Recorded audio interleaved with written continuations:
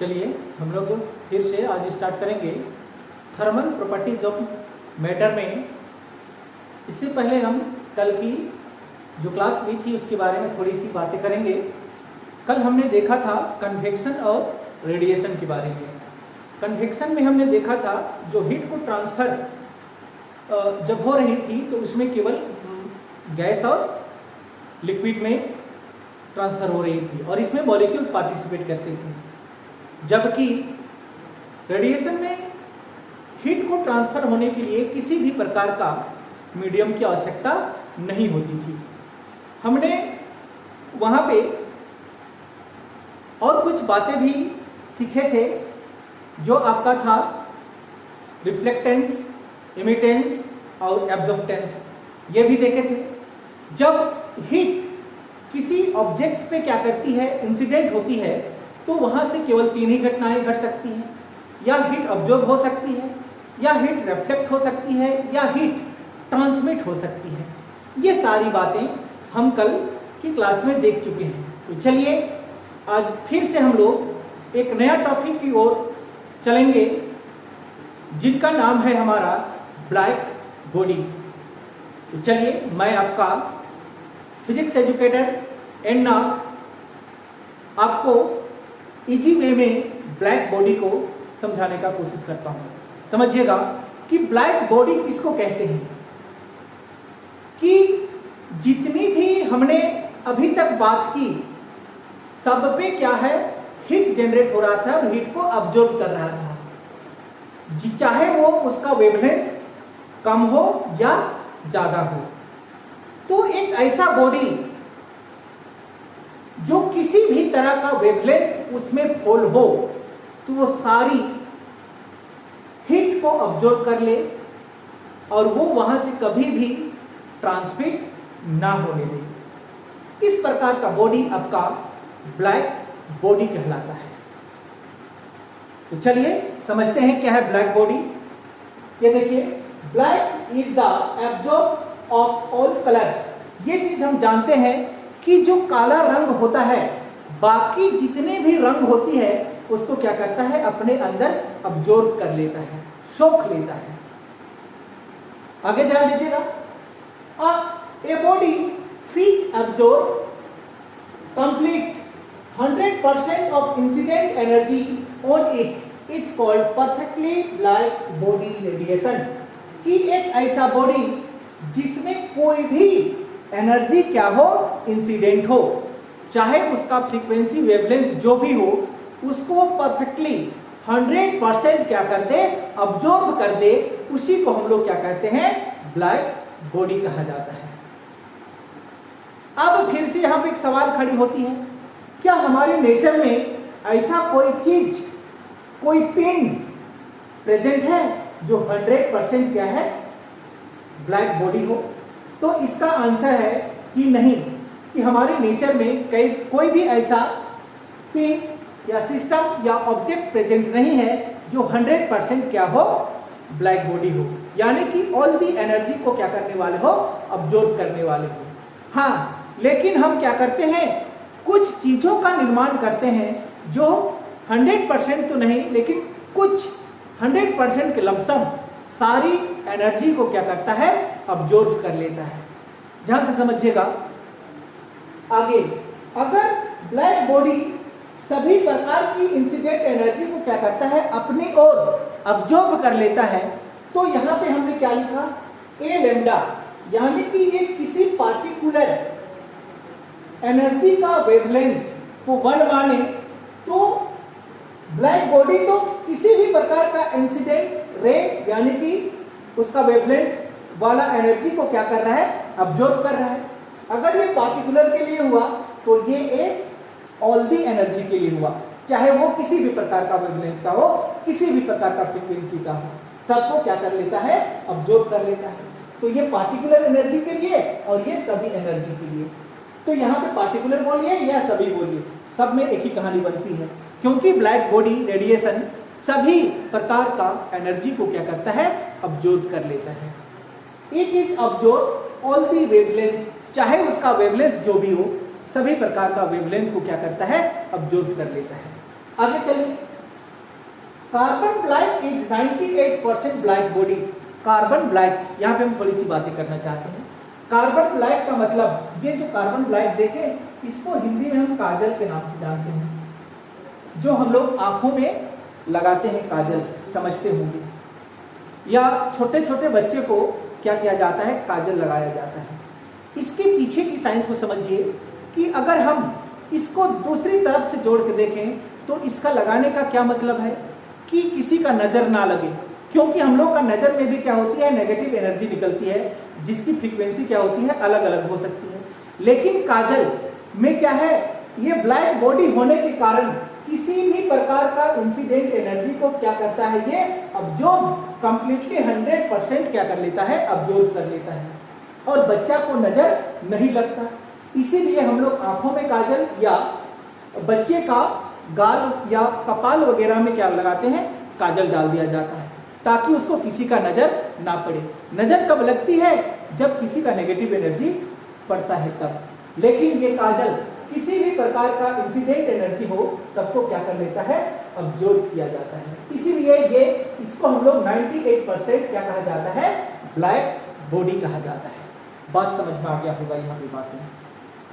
अब बात क्या करें कि 100% ब्लैक बॉडी किसको कहेंगे हम लोग, तो फेरी, एक साइंटिस्ट थे फेरी ने एक सिस्टम बनाया जिसमें किसी भी इंसिडेंट एनर्जी को जब हम इंसिडेंट करा दिए तो वो कभी भी रिफ्लेक्ट होके बाहर नहीं आया, मतलब वहां पे टोटली आपका क्या हो गया, अब्जॉर्ब हो गया। इस प्रकार का सिस्टम को हम लोग क्या कहेंगे, 100% ब्लैक बॉडी, जो फेरी भाई साहब ने हम लोगों को बना के दिया था। देखिए उन्होंने क्या बना के दिया था कि उन्होंने क्या रखा, एक स्फेरिकल शेप का और ट्रांसमिटिंग वाला एक स्फेरिकल होलो, जो अंदर से क्या हो, खोखला हो, उस तरह का एक चेंबर बनाया, और उसमें क्या रखा, एक होल कर दिया। अब इस होल में जब हम किसी इंसिडेंट एनर्जी को फोल कराते हैं इस तरह से, यहाँ से इंसिडेंट एनर्जी फोल हुआ तो यहाँ से क्या हो जाएगा, ये रिफ्लेक्ट हो जाएगा। यहाँ आने के बाद में फिर ये कर्व है, कर्व होने की वजह से फिर रिफ्लेक्ट, फिर रिफ्लेक्ट, फिर रिफ्लेक्ट, फिर रिफ्लेक्ट, और इसी से ये जो रिफ्लेक्ट हो रही है ये कभी भी बाहर नहीं आ पाएगा। लेकिन इसमें एक लोचा है। क्या लोचा है कि अगर कोई लाइट हमारा स्ट्रेट वे में क्या हो, इंसिडेंट हो इस तरह से, तो ये लाइट अगर यहाँ पे पड़े तो ये लाइट जिस वे पे गया है उसी वे पे रिप्लेस हो सकता है, उसी वे पे वापस हो सकता है।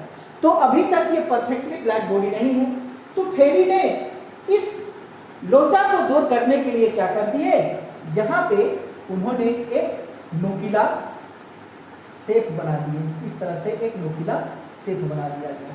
अब किसी भी एंगल पे मान के चलिए लाइट यहाँ पड़ा, तो यहाँ कर्व होने की वजह से ये लाइट इधर रिफ्लेक्ट कर देगा, अगर ये इधर पड़ा तो इधर पड़ गया, तो वो कहानी भी क्या होती है, खत्म हो जाती है। इस तरह से यहाँ कोई भी एनर्जी को अगर हम इंसिडेंट कराते हैं तो यहाँ से वो कभी भी बाहर नहीं आएगा। इसका ये मतलब हुआ कि वो टोटली एनर्जी इसके अंदर पे क्या हो जाएगी, अब्जॉर्ब हो जाएगी।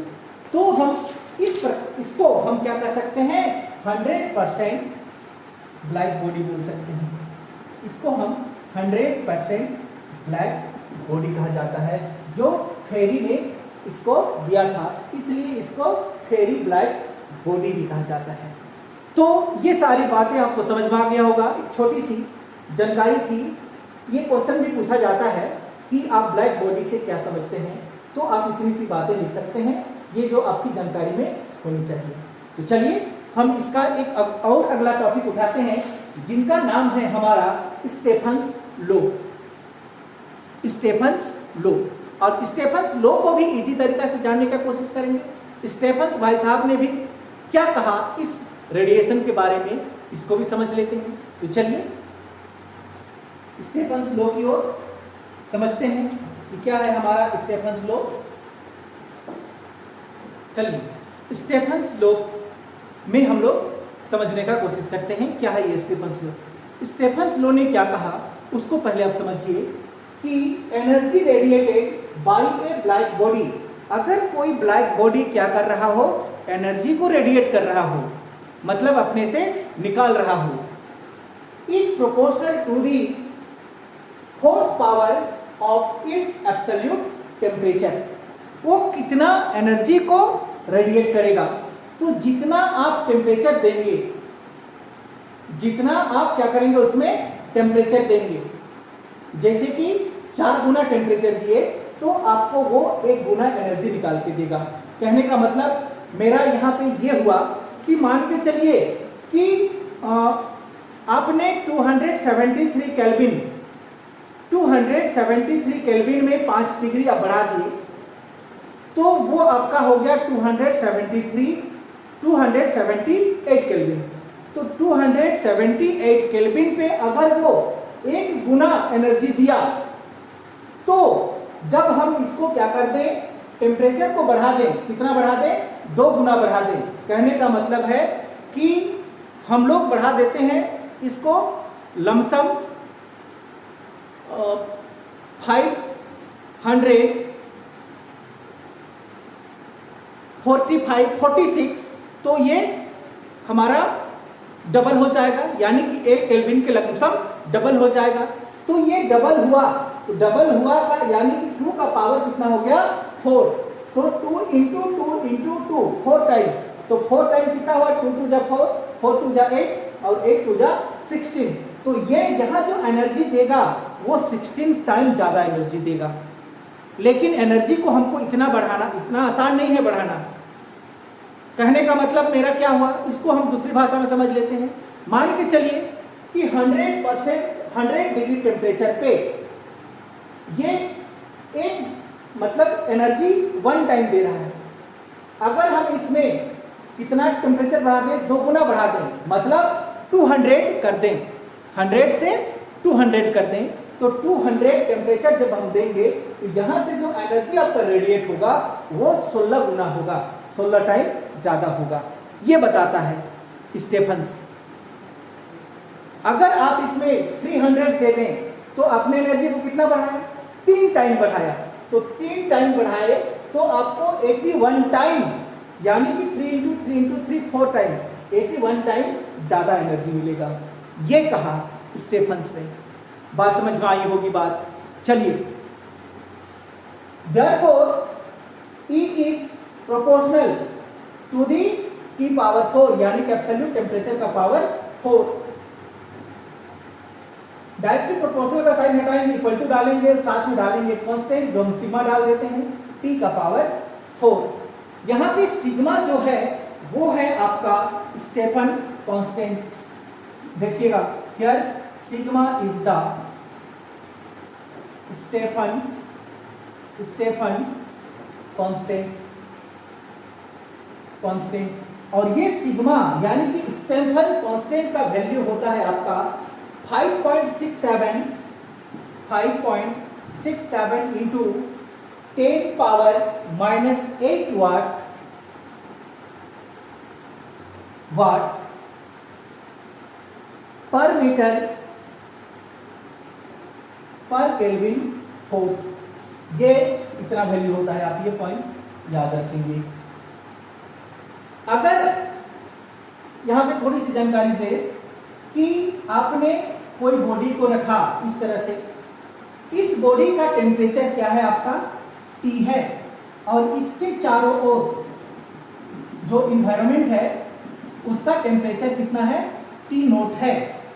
तो ये जितना हीट देगा उतना यहां से क्या करेगा, ये रेडिएट करेगा हीट को। ये बोला स्टेफन्स ने। मतलब ये हुआ कि E इक्वल टू, ध्यान से समझिएगा, सिग्मा क्या है आपका, T power 4 minus T0 power 4। समझ में आती होगी बात। T आपका बॉडी का टेम्परेचर, T0 आपका सराउंडिंग का टेम्परेचर। T इक्वल टू क्या है, टेम्परेचर ऑफ द बॉडी,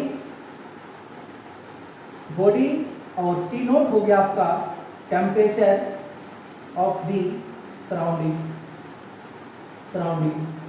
ये लीजिए, इस तरह से आपको क्या होती है, एक फार्मूला यहाँ पे ड्राइव हो जाता है, और इसी फार्मूला को हम लोग स्टेफन्स लॉ के नाम से जानते हैं। याद रखेंगे ये पॉइंट। तो ये भी थी हमारा छोटी सी स्टेफन्स। हम लोग आज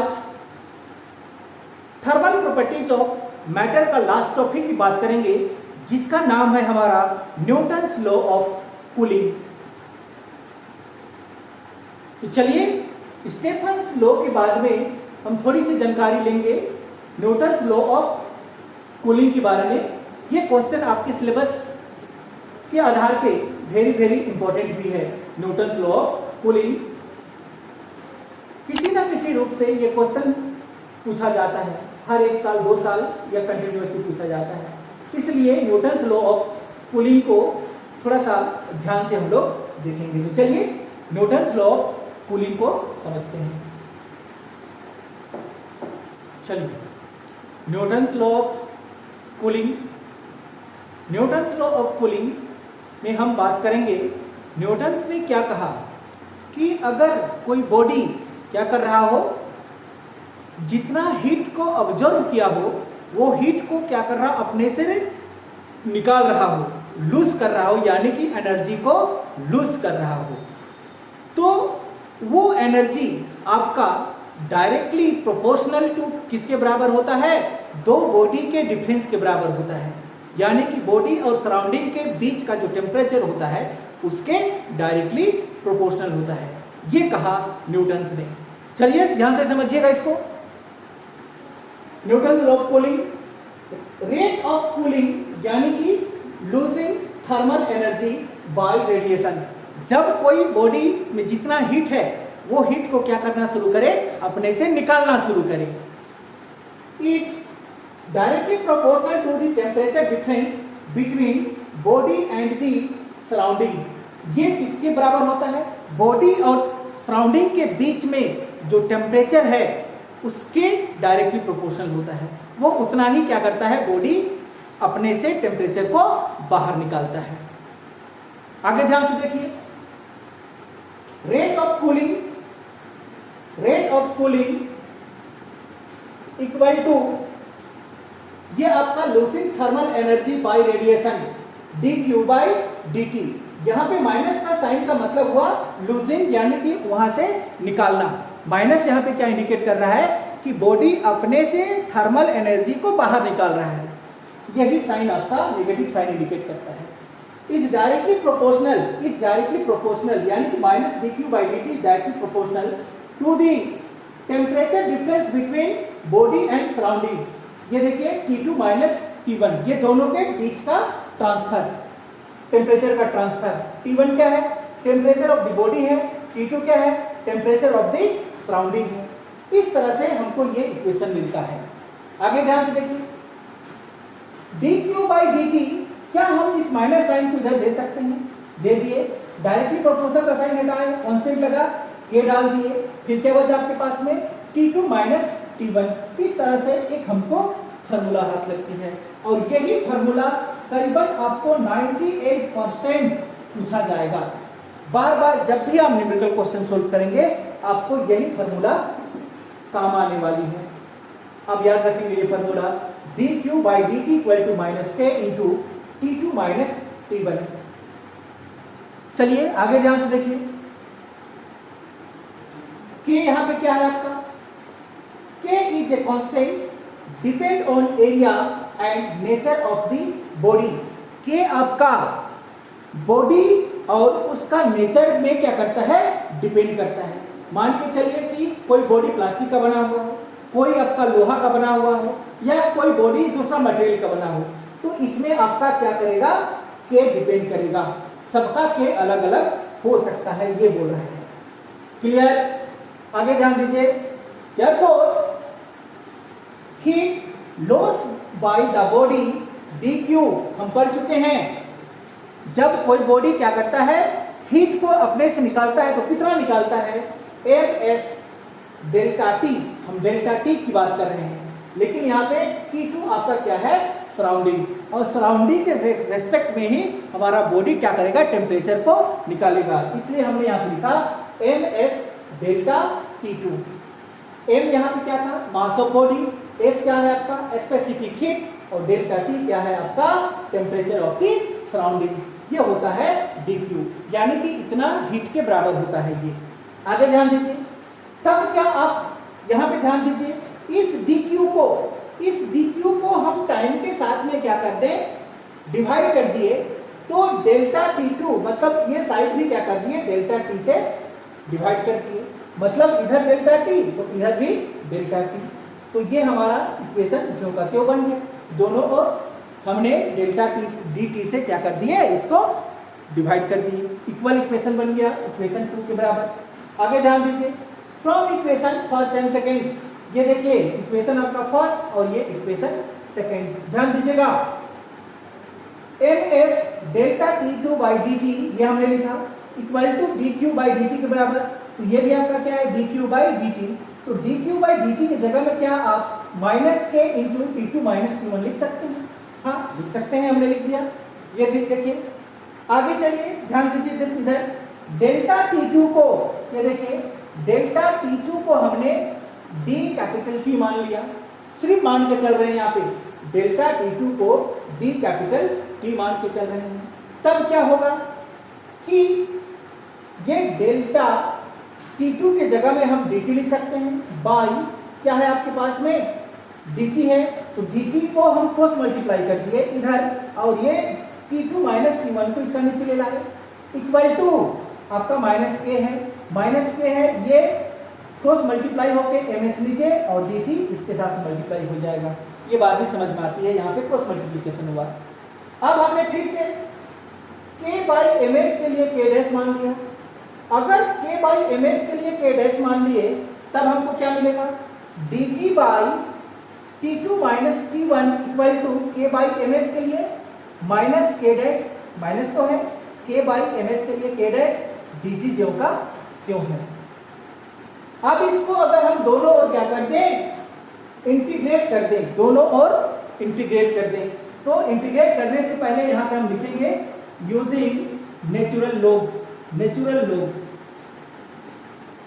नेचुरल लॉग का प्रयोग करेंगे, और नेचुरल लॉग का प्रयोग कब होता है, आपका इस केस में होता है dt by T2 minus T1 के केस में, इस केस में आपका नेचुरल लॉग का प्रयोग किया जाएगा। अब नेचुरल लॉग का हमने प्रयोग किया और इंटीग्रेट किए तो क्या मिला, देखिए log e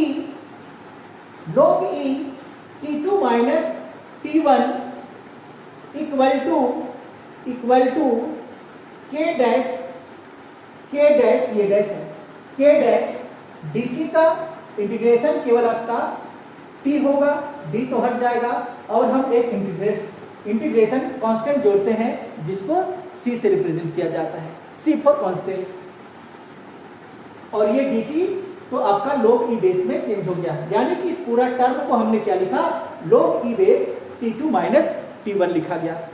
अब यहाँ पे समझ सकते हैं, अगर समझना ही चाहते हैं तो आप इसको कुछ इस तरह से समझें, यहाँ पे log e base a equal to b, इस टर्म पे अगर है तो इसको आप लिख सकते हैं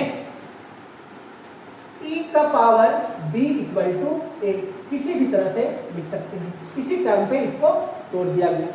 आगे ध्यान से देखिए, T2 minus T1 equal to क्या बचा, यहाँ का log e बेस इसके पास चला गया, e बेस का power minus k dash t, और ये c का भी क्या हो गया, e का पावर c। अब e का पावर c को हमने केवल क्या मान के रखा, c मान के रखा, तो ये दोनों मल्टीप्लिकेशन में थे, तो T2 minus T1 equal to क्या हो गया, e पावर c के लिए हमने c लिखा, और ये जो का क्यों है e power minus k dash t, और T2 इसको हम उधर लेके गए तो क्या हो गया, T1 माइनस में हो गया, ये जो का क्यों है। अब दूसरी चीज, आपने k डैश के बदले में क्या जाना था, k बाई ms, तो k डैश की जगह पे आप वैल्यू डाल दीजिए k बाई ms इंटू ये आपका t है। इस तरह से एक इक्वेशन यहाँ पे प्राप्त हो जाती है, और इसी इक्वेशन को हम लोग क्या किसके नाम से जानते हैं, equation of Newton's law of cooling के नाम से जाना जाता है। तो ये था आपका न्यूटन्स लॉ ऑफ कूलिंग। इसकी हम वेरिफिकेशन भी करेंगे, लेकिन आज की क्लास में पॉसिबल नहीं हो पाएगा। हम कल से एक अलग से हम क्लास लेंगे जिसमें हम ग्राफ वगैरह बनाएंगे, जहाँ पे आपको स्ट्रेट लाइन पे ग्राफ दिखेगी वेरिफिकेशन के लिए। तो आपके लिए जो ये इंटीग्रेशन है, नेचुरल लॉग्स है, ये नया चीज़ है। अब इसको बारीकी से समझेंगे और घर में जाकर प्रैक्टिस भी करेंगे, तो शायद आप 100% इसको आसानी से कर पाएंगे। तो चलिए फिजिक्स का क्लास आज हम यहीं पे समाप्त करते हैं।